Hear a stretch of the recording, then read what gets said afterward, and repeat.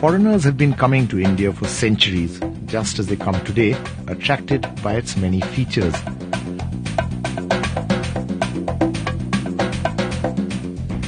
However, one wave of foreigners which swept into India was different, and its impact continues to be felt until now.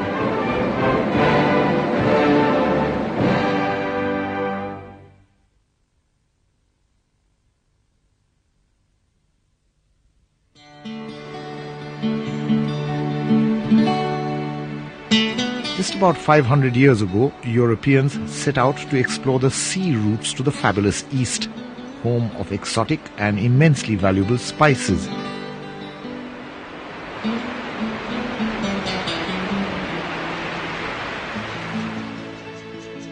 The spices had been produced in plenty in the Orient and traded for centuries, carried by Arab and Jewish traders through West Asia to the insatiable European market.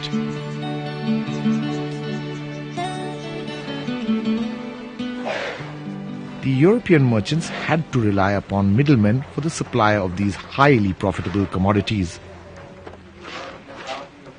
The demand for spices was so intense that even the frenzied activity in today's spice exchange in Cochin is only a pale imitation of the European urge to control the trade in spices and other exotic goods available in the East. Many wars have been fought for this pepper. And the 15th century and 16th century, pepper was even considered as a legal tender, just like one of these foreign currencies that you now use. In the last decade of the 15th century, Europeans launched expeditions to discover new trade routes to break the Middle Eastern monopoly over this vital trade. Christopher Columbus sailed westwards, and in 1492 he found himself in the land later to be called America.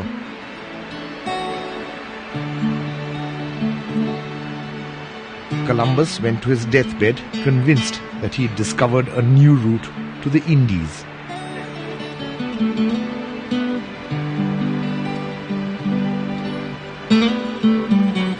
Six years later, the Portuguese sailor Vasco da Gama rounded the Cape of Good Hope, sailed the Indian Ocean, and reached Kerala. He too was looking for spices.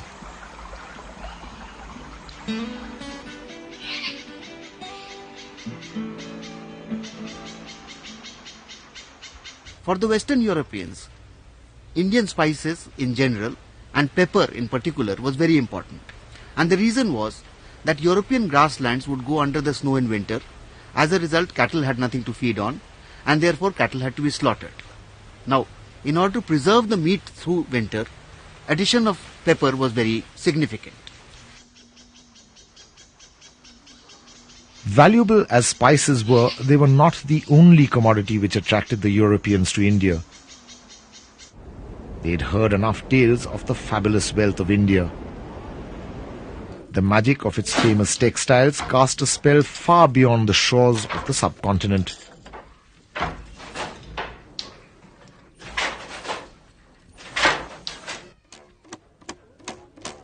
The chroniclers of Alexander had referred to India as the blessed land where wool grew on trees.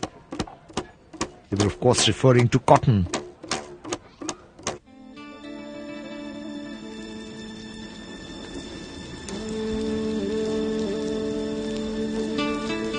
It was even more fantastic that a humble worm should contribute towards producing a fabric fit for kings.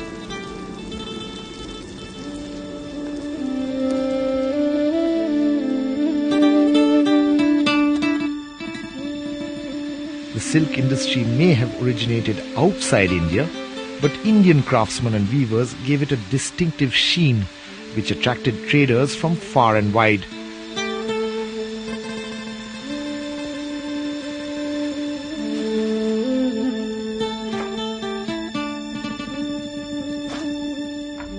Therefore, through the centuries, the silk and cotton weaving industries became arguably the most important sector for the development of non-agricultural production, and an entire culture grew around these.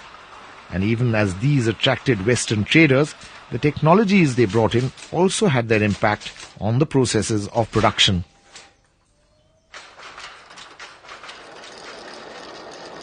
But the attention of the West was not confined to spices and silk. There were many other useful products to be taken from India and much to be gained through commerce. In between the 15th and the 17th centuries, you have a tremendous expansion of trade, seaborne trade in small ships. You get markets developing on a regional level, macro-regional level. And in this, the great force that develops is that of Europe. Fairly soon, traders from different parts of Europe had set up warehouses, which were called factories, in many places in India. Among such buildings built by Europeans is one living structure.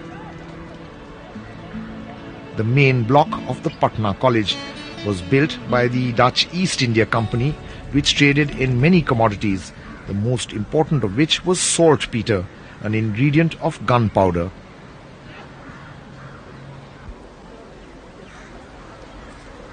Only much later, well after Indo-Dutch commerce had been overtaken by the British, did this building become a seat of learning.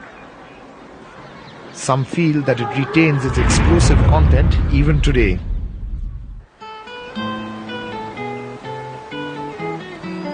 There were many more reasons for Europeans to come here. These became clear soon after the Portuguese had landed on the west coast. This gate at Old Goa commemorates the landing by the Portuguese, who soon established a colony there.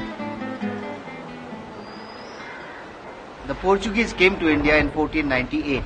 By 1510, they were in a strong enough position to be able to build churches like this.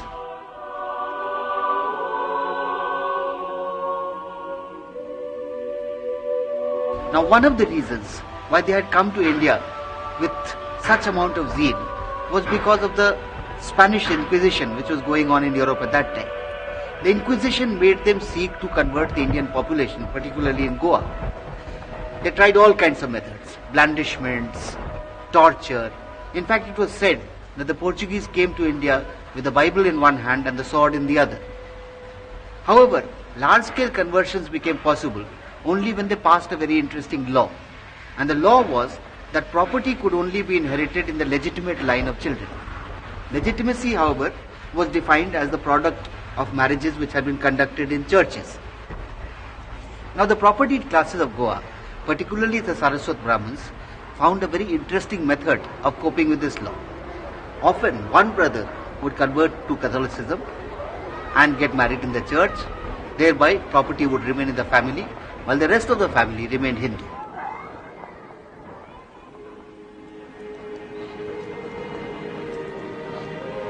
Caste adapted itself to the new forces, but technology and the economy changed even more dramatically.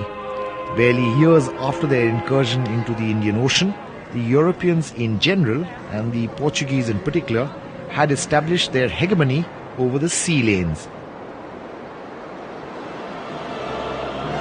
The superior seafaring technology of the Europeans helped them in subjugating the Arabs and dominating the trade routes to India.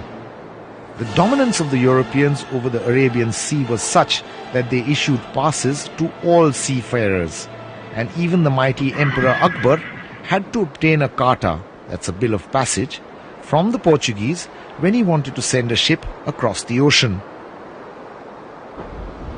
This lack of free access to the ocean and the resulting inability of Indians to develop a navy was to prove costly. Meanwhile, India had to confront the European presence in different ways. Although the Portuguese carried out conquests of parts of India in the name of Christianity, the fact is that the church had come to India much earlier.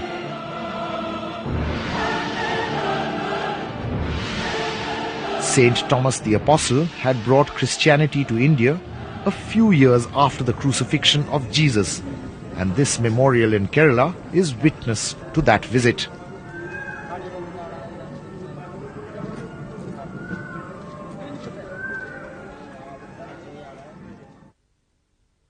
There's an amazing story about Vasco da Gama's visit to Kerala centuries later.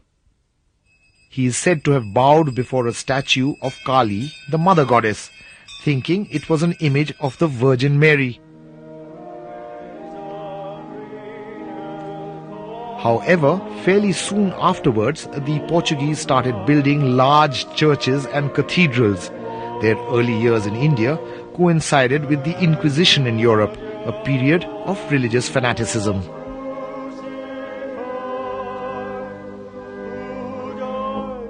It's difficult to visualize those turbulent times today at the serene setting of the Bom Jesus Cathedral in Goa.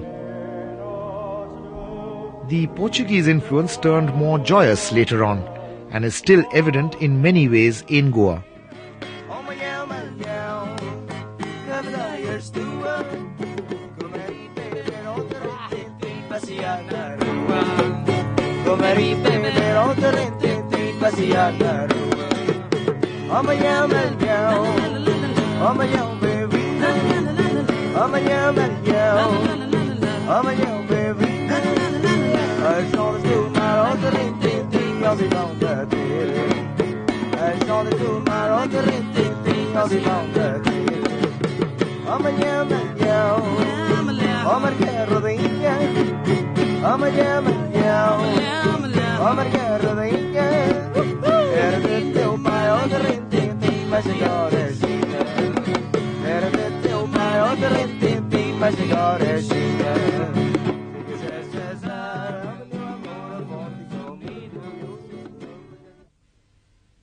And yet, there are also other reminders of the period when the West met the East.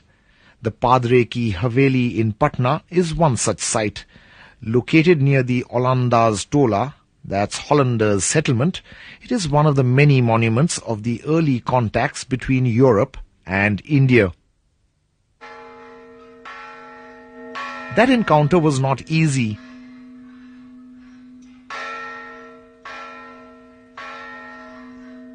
India took its toll, and the many graves in sad cemeteries in different parts of the country are a reminder that life for the Europeans in India could be short, if not nasty and brutish as well.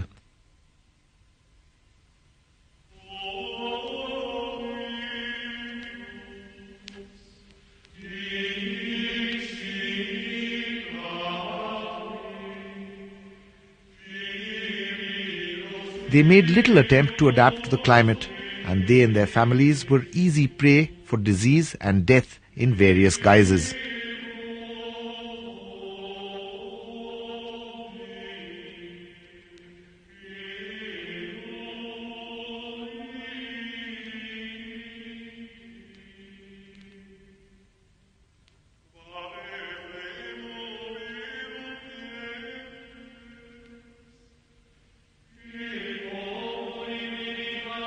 Indeed, among many bones languishing in neglect are those of Job Charnock, the English trader who is celebrated as the founder of Calcutta.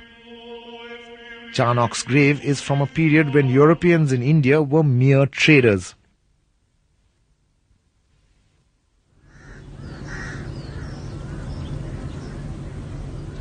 The French too had a major station not far from Calcutta at Chandannagore on the Hooghly River.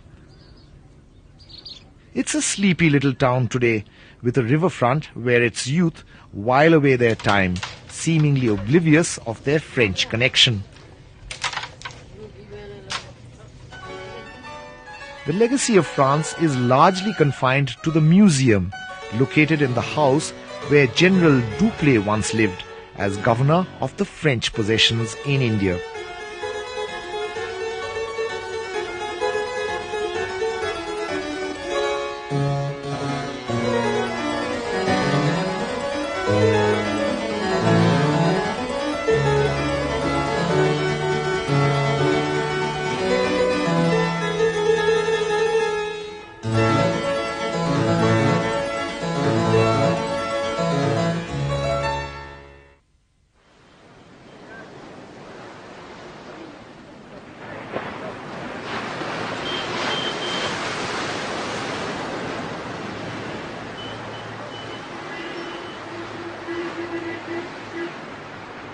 The French influence is more obvious in Pondicherry, another colonial enclave at the southern end of the Indian subcontinent.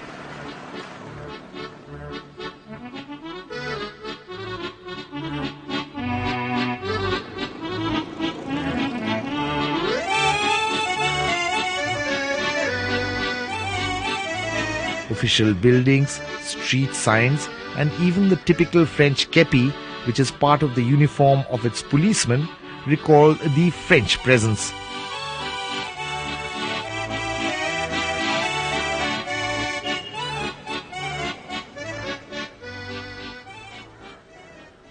First, I think we should say something about the publications.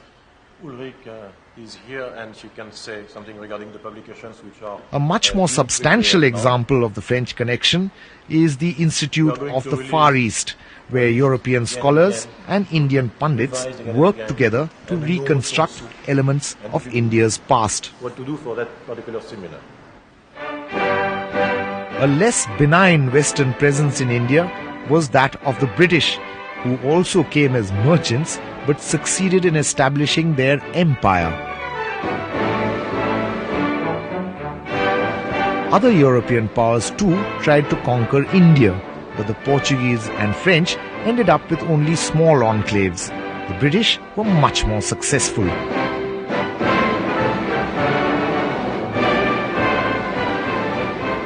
British merchants, keen to get rich quick, pressured their government for permission to trade directly with India.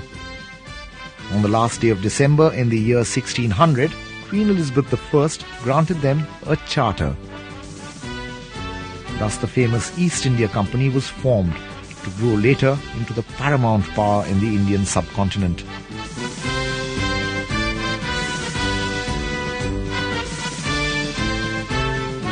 "12 years later, in 1612, the English defeated the Portuguese in a battle off the Gujarat coast.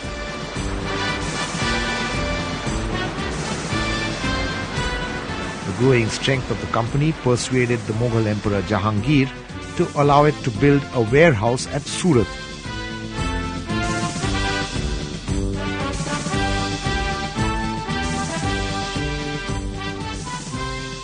Called a factory, this warehouse was established close to the Surat fort. The fort continues to play a role in the life of the town. These days, it's a police station. The historic East India Company factory has all but disappeared. However, Surat is still a thriving commercial centre with international connections.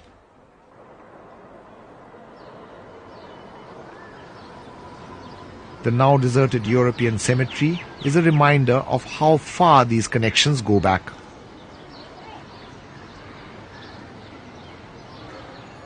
In 1640, the East India Company representative obtained a strip of land from a local Hindu Raja in Madras, and the fortified factory of St. George was built there.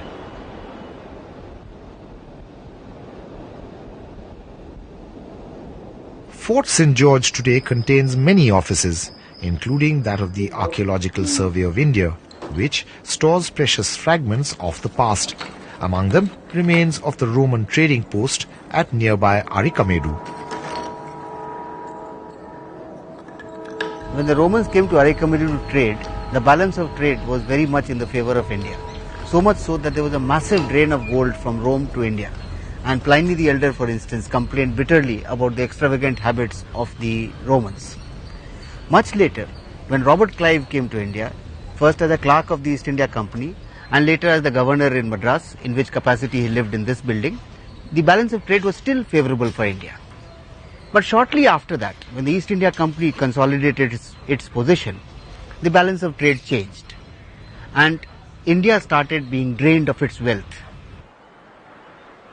The sprawling city of Madras, which is now called Chennai, grew as a commercial and administrative centre from that beginning.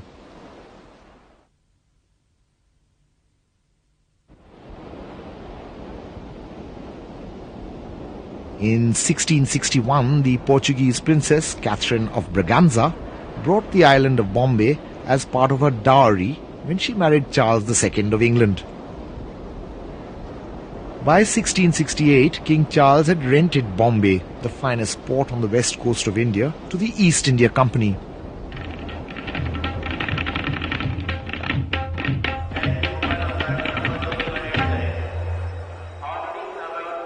It's almost impossible to imagine in the bustling urban agglomeration which is today's Bombay or Mumbai that the island was given by the king to the company for a princely sum of £10. Bombay, which started as a tiny fishing enclave, has changed much, but not so much as to exclude the fisher folk who still live off the sea. The rush of the metropolis does not prevent them from whiling away time, waiting to catch the tide that comes in the affairs of all fishermen and leads on to fortune.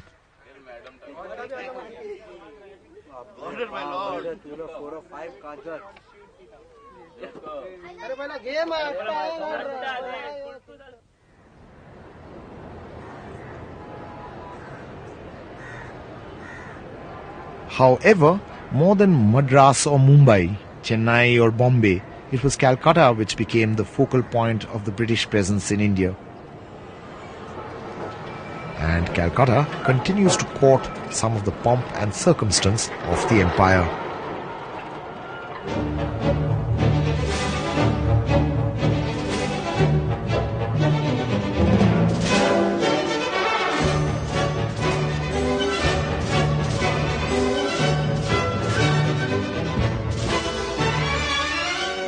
Meanwhile, as the Europeans were making themselves at home in India, the Indians themselves were making the consolidation of European power easier. The fabulous Vijayanagar kingdom, which the Portuguese described with wonder, was reduced to a rubble by the combined might of its neighbours.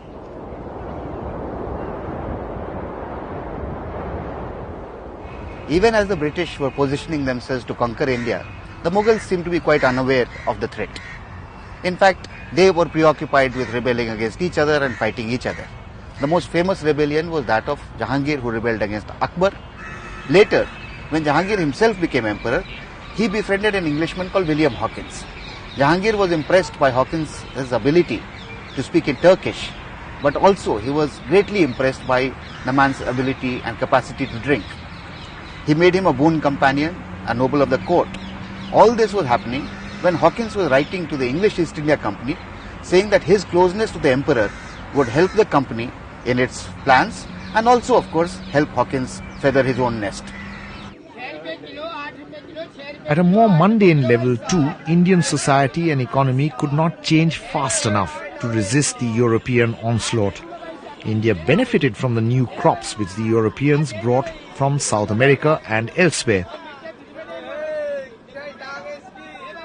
It's difficult to imagine a time without chilies, tobacco, potatoes, tomatoes, guavas and maize, but all of these were introduced into India only after the Europeans had discovered what they called the New World. However, while Indians absorbed these new crops, there was no qualitative change in their manner of living and thinking.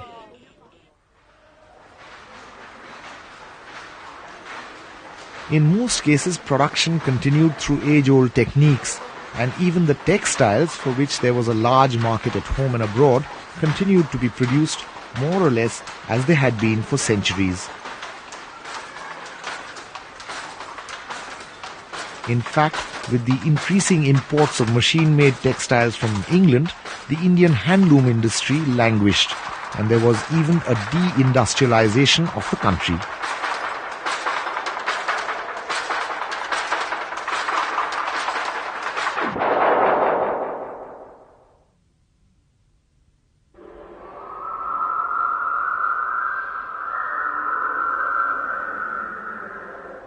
What was worse, even at the height of prosperity, public works received little or no attention.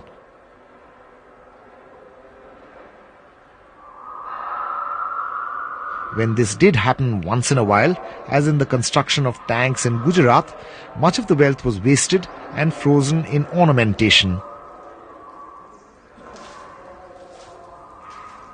even as the Europeans were making themselves at home, the Indians were wasting their energies in all kinds of ways.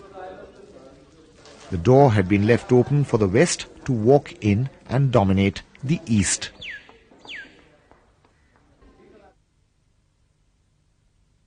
The Europeans had a much greater degree of ferocity, a far greater degree of brutality, the capacity to ruthlessly kill those whom they fought, and the capacity to organize business as well as commerce in such a way that they could keep their profits going, but they could also keep the goose that laid the golden eggs alive. There were, of course, some Indians like Tipu Sultan who had the foresight to see the inevitable conflict between the Europeans and the Indians. But the likes of Tipu Sultan were few, and they perhaps came too late. Hegel had once said that events and personalities, as it were, come twice in history. Marx added that Hegel should have realized that events and personalities do indeed come twice in history, but the first time they occur as tragedy, the second time as farce.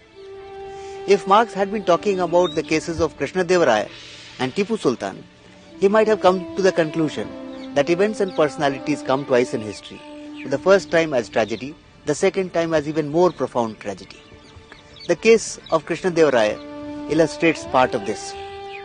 He set up a very large and powerful empire, but that empire ultimately could not withstand the onslaught of its neighbors.